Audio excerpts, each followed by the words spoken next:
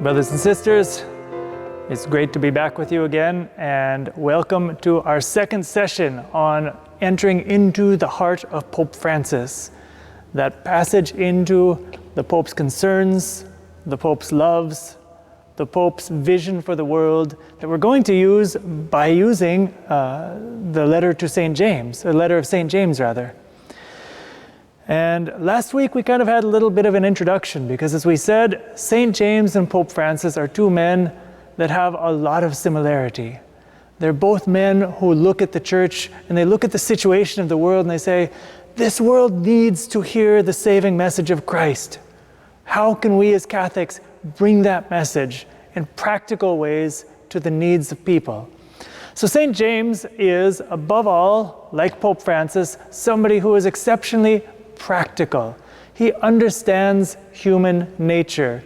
And as we're looking at this letter of St. James to the entire church, it's actually called a Catholic epistle, not because it's to the Catholic Church, but because the word Catholic means universal.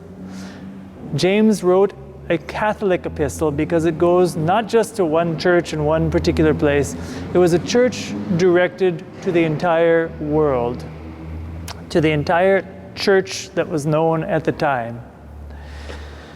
St. James is, like I said, a master of human psychology. He understood his people.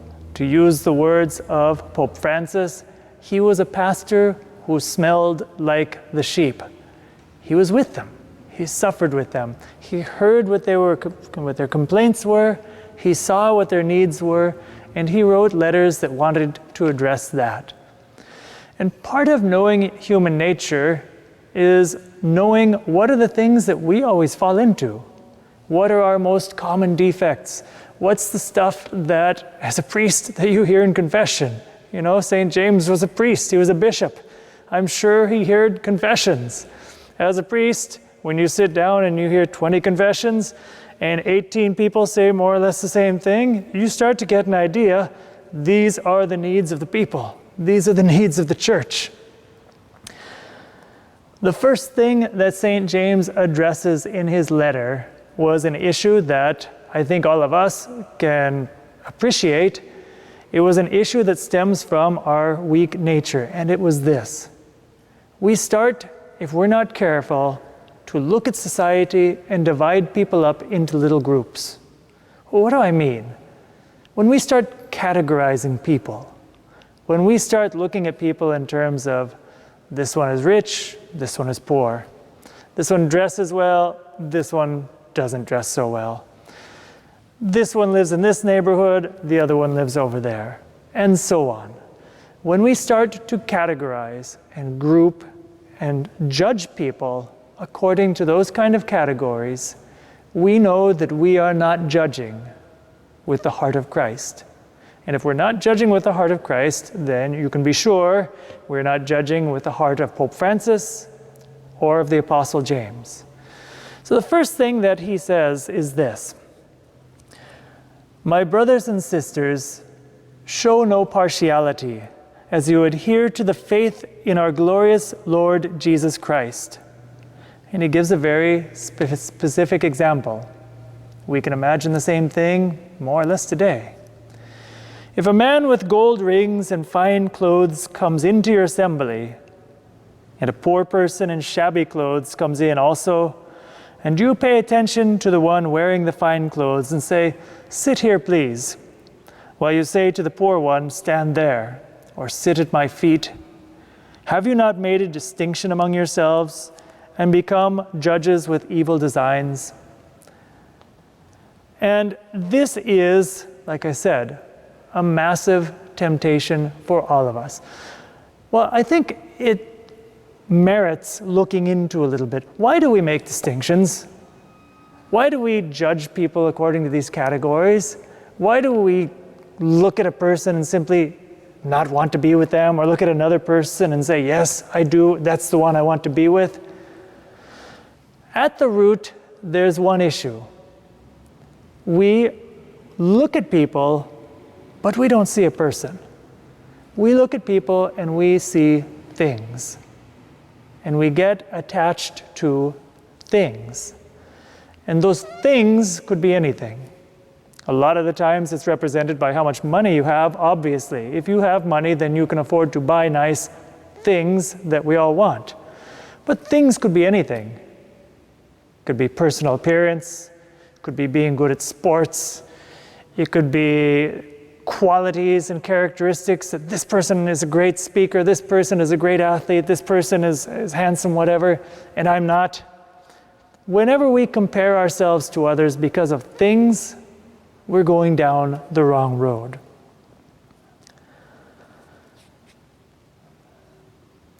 We all know it's bad to look at a person and to say, for example, if a poor person walks in and to say, you can sit over there, and to give preference to somebody who's wealthy or who's a celebrity or who is powerful or whatever. All of us, I think, inside of us know that that's bad. If any one of us were going to teach a religion class, we would tell people, that is bad. And yet, I think that if we are honest, if we look inside ourselves, we will see that we do it all the time. Let me give you an example. Let's imagine here in St. Patrick's, St. Denis. We live very close to New York City. There's no shortage of celebrities around. I'm not going to name names, but pick the celebrity you want. Movie star, billionaire, politician, pick whoever you want. Imagine if they walked into the church, driving up in a beautiful car, surrounded by people, looking very important. Would you not want to be more or less with them? Would you maybe want to give them preference? Or maybe the other way around, would you may not judge them negatively? The thing is, we don't look at those people neutrally. Well, why not? Because we're looking at things. We're looking at stuff they have, aspects.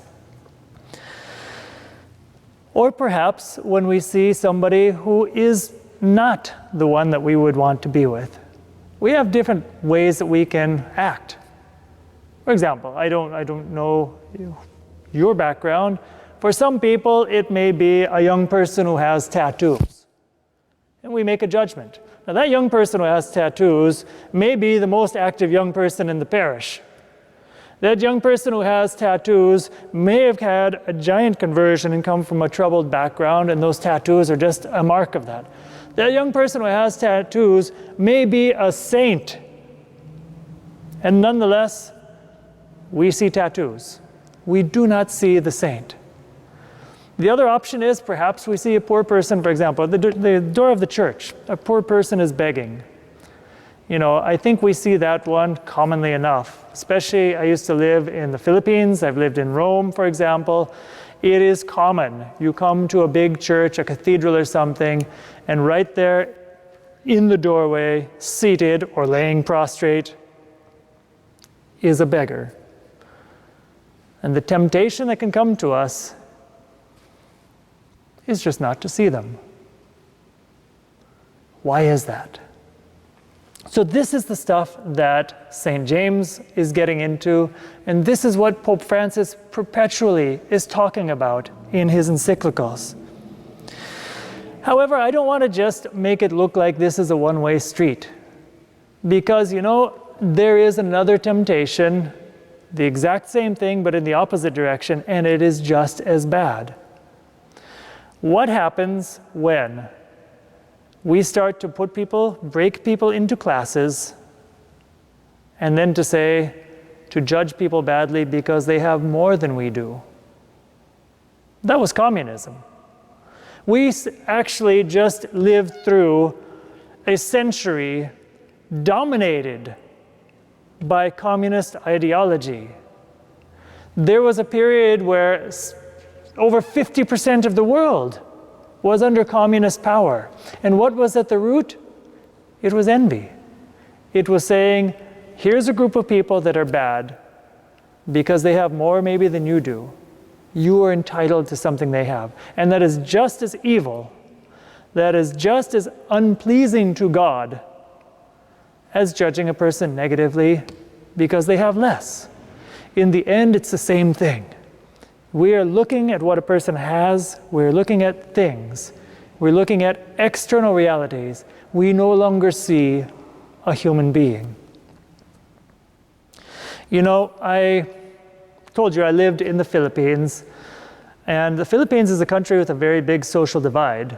The wealthy tend to be very wealthy and live like very wealthy people. Those who are poor, for the most part, tend to be very poor and live very poorly. There are a lot of people on the streets. The middle class is not so big.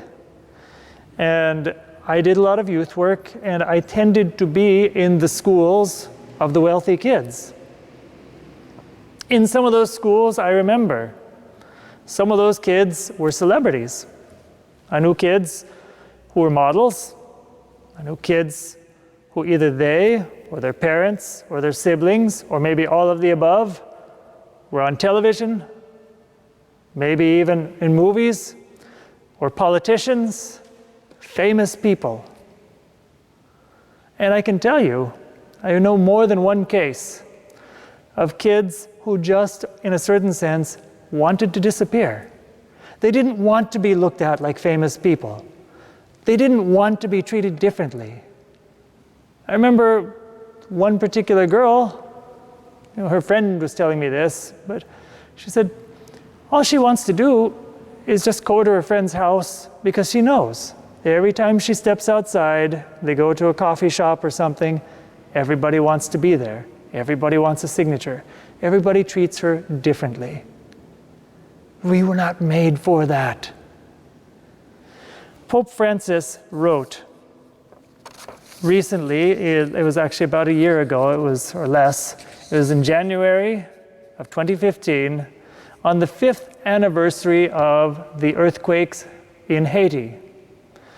And Pope Francis was at a symposium organized by the church for this 5th anniversary.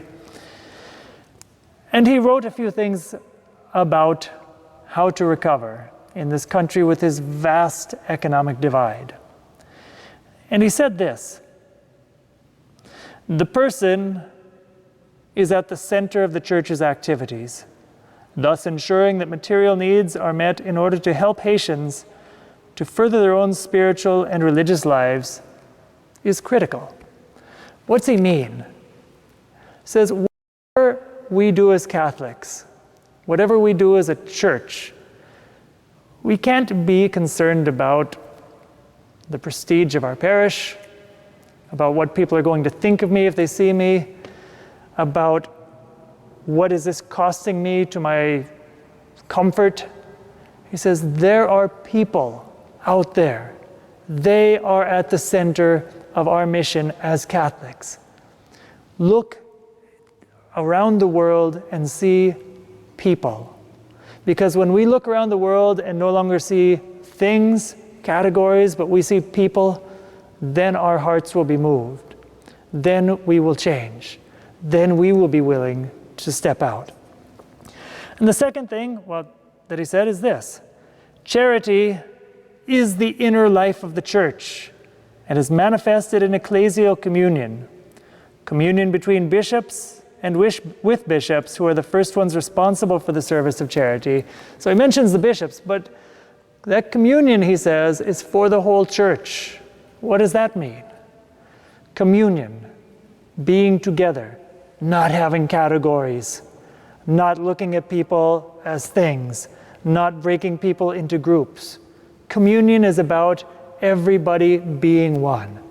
In the end, communion means this, something that St. Paul preached about.